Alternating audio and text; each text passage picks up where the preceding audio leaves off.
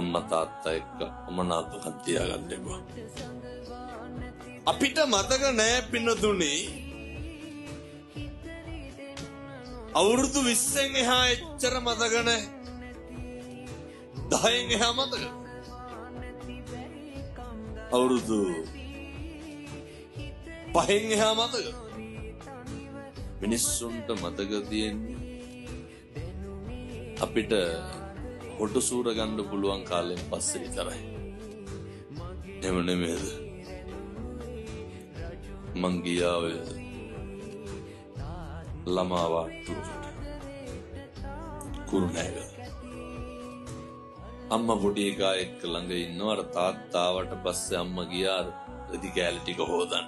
තාත්තා පොඩි එකා ගාව තියලා. මට එදා තමයි ඇත්තටම තාත්තගේ අගේ තේරුනේ. තාත්තලා කවුද කියලා තේරුනේ.